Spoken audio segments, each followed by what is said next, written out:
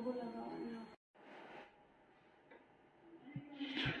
है। नमस्कार, मैं स्वागत करता हूं आपका जागो उत्तराखंड में। मैं देहरादून में हूं और देहरादून के श्री आई केयर में मैं हूं जो बल्लूपुर में स्थित हैं। जिस तरह से 6 मार्च से लेकर के 12 मार्च के बीच में विश्व ग्लूकोमा जागरूकता जो सप्ताह मनाया जाता है, ग्लूकोमा यानी काला मोतियाबिंद भी जिसको कहते हैं, ये सप्ताह जागरूकता सप्ताह है।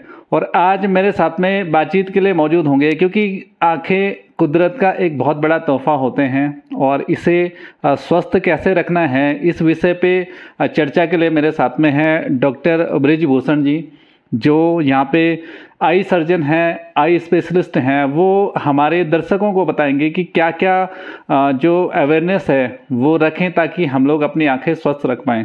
डॉक्टर साहब, सबसे पहले मैं स्वागत करूंगा आपका। और जिस तरह से ये 6 से 12 मार्च के बीच में विश्व ग्लूकोमा जो जागरूकता सप्ताह मनाया जाता है, क्या क्या ऐसी जो सुरक्षा हम लोग अपनाएं या जो प्रिकॉशंस लें कि आंखें हमेशा स्वस्थ रहें, और ग्लूकोमा के जो कारण होते हैं उनके बारे में थोड़ा सा दर्शकों को बताएंगे आप? जी, मैं बताना चाहता हूं कि ये जो जागरूकता हम चलाते हैं और हम जो है 6 से 12 मार्च तक जो है ये एक ग्लूकोमा अवेयरनेस वीक मनाते हैं। ये पूरी दुनिया में मनाया जाता है और इसका जो मेन जो उद्देश्य है वो ये है कि लोगों को हम इस बीमारी के बारे में ज़्यादा से ज़्यादा बताएं।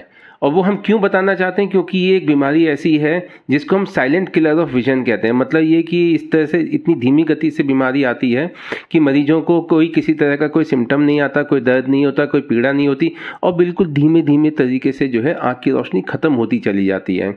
और अधिकतर ऐसा होता है कि जब तक किसी मरीज को इसकी बीमारी का लक्षण पता चल पाते हैं तब तक बीमारी इतने एडवांस स्टेज में पहुंच चुकी होती है कि उसको कंट्रोल करना मुश्किल हो जाता है।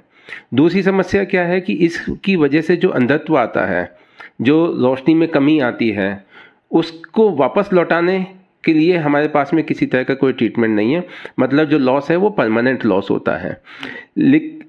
इसलिए हमारा गोल ये होता है कि हम ज़्यादा से ज़्यादा लोगों को अवेयर करें और ताकि वो टाइमली अपने आप को दिखा सकें, हम उस बीमारी को बहुत जल्दी पकड़ सकें और उसे काबू कर सकें ताकि किसी को भी रोशनी का नुकसान ना हो।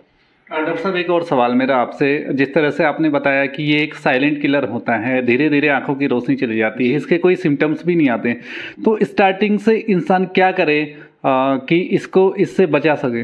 देखिए, एक बहुत अच्छी चीज़ जो हम अधिकतर अपने मरीजों को या सभी लोगों को मैसेज देते हैं वो ये कि 40 के आसपास पहुंचने पर, 40 के हो जाने पर अपनी आंखों की नियमित जांच करानी चाहिए।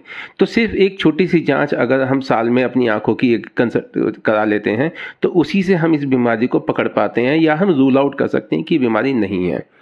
अगर किसी को घर के अंदर इस बीमारी को, उनके पेरेंट्स में किसी को या सिबलिंग्स में भाई बहन को किसी को ये बीमारी है तो उनको स्पेशली इसके बारे में जांच करानी चाहिए कि कहीं उनको भी तो नहीं हो रही है। तो इस तरह से करके जो है, लेकिन इसके लिए बहुत सतर्क रहने की ज़रूरत है। जो सतर्क नहीं होते अधिकतर नुकसान उन्हीं लोगों को होता है। बहुत बार ऐसा होता है कि मरीज आते हैं, हम उनको बताते हैं कि भाई हमें इस बीमारी का शक हो रहा है, लेकिन मरीज कहता है अरे डॉक्टर साहब मुझे तो कुछ भी नहीं है, मैं तो देख पा रहा हूँ, मुझे कोई परेशानी नहीं है, आप तो ऐसे ही कह रहे हैं। क्यों? क्योंकि बीमारी में किसी भी तरह का कोई सिम्टम नहीं आता। धीरे धीरे करके रोशनी का जो दायरा है वो सिकुड़ता चला जाता है और वो सिकुड़ते सिकुड़ते जो है एक बार फिर अल्टीमेटली ख़त्म होता है। इनिशियल स्टेज पे अगर आपको इस तरह से लक्षण मरीज में लगते हैं या आप उनको सलाह देते हैं, एडवाइस करते हैं, तो आपके पास शुरुआती दौर में क्या क्या वो हैं? देखिए, शुरुआती दौर में अगर मरीज आ जाता है और अगर हम बीमारी पकड़ पाते हैं तो इसका इलाज बहुत सरल है। आमतौर पे जो है सिर्फ डालने वाली ड्रॉप्स से ही इस बीमारी को कंट्रोल किया जा सकता है। इसके अलावा हमारे पास सर्जिकल ऑप्शंस भी हैं। इसकी काले मोतिया की सर्जरी भी होती है। तो वो ज़रूरत पड़ के हिसाब से होता है कि किस मरीज में किस तरह की ज़रूरत होती है। लेकिन इतना है कि अब हमारे पास में इतनी अच्छी दवाइयाँ, इतनी अच्छी टेक्नोलॉजी है, सर्जिकल ऑप्शंस भी इतने सारे हैं कि अब हम जो है मरीज को रोक सकते हैं और हम इतना तय कर सकते हैं कि शायद वो अब जो है वो जितना नुकसान उसका हो चुका है उसको तो खैर हम नहीं लौटा सकते, लेकिन जो इतनी रोशनी बची हुई है उसको हम उसके जीवन काल तक बचा कर रख पाएँ। ये तो हमने बात की ग्लूकोमा की जी।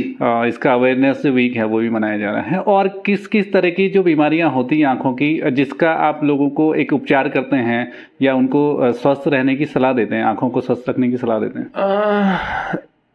बच्चों से शुरू करते हैं। ठीक है, बच्चों में जो सबसे आम बीमारी है वो है चश्मे की समस्या। ठीक है, एक हम कंडीशन कहते हैं जिसे हम लेजी आई कहते हैं। ठीक है, वो किस लिए होती है? क्योंकि बच्चों में आंखों की जांचें जो है सही समय पे नहीं होती और उनके अंदर चश्मे का नंबर पैदाइशी होता है, तो आंख तो ठीक होती है लेकिन उसके अंदर रोशनी नहीं पनप पाती। तो वहाँ पे भी फिर वही आती है बात जो मैं अभी कह रहा था कि हम जो है एक बार जो है स्क्रीन कर लें कभी भी। जैसे आजकल तो जो गवर्नमेंट भी जो है विजन स्क्रीनिंग प्रोग्राम्स चलाती है, स्कूल्स में चलाती है। उसका बेसिक पर्पस भी यही है कि अगर किसी में किसी तरह की कोई कमी है तो उसको वहीं पे पकड़ के जो है उसको चश्मे का नंबर दे दिया जाए ताकि उसकी आँख की रोशनी जो है वो बरकरार रहे, पूरी रोशनी उसको मिल सके। बच्चों में इसके अलावा जो है एलर्जीज कॉमन होती हैं। ठीक है, वो सीजनल एलर्जीज़ की तरह हैं।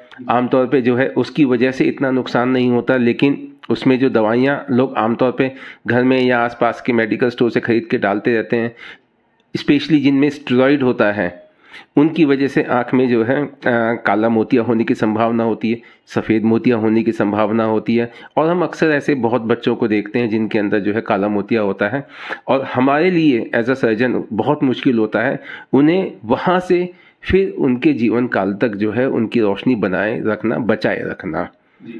एक आखिरी सवाल मेरा होगा, कई सारे लोग हमारी जानकारी में होते हैं जो हमारे मीडिया प्लेटफॉर्म पे जुड़े हैं।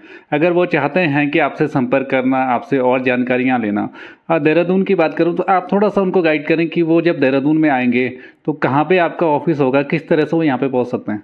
बहुत आसान है, बल्लूपुर चौक मेरे ख्याल से देहरादून का बहुत बड़ा माइलस्टोन है। बल्लूपुर चौक पर ही श्री आई केयर के नाम से हमारा ये क्लिनिक है, यहाँ पर आ सकते हैं। हम सुबह 9 बजे से लेकर शाम के 6 बजे तक यहाँ पर अवेलेबल रहते हैं।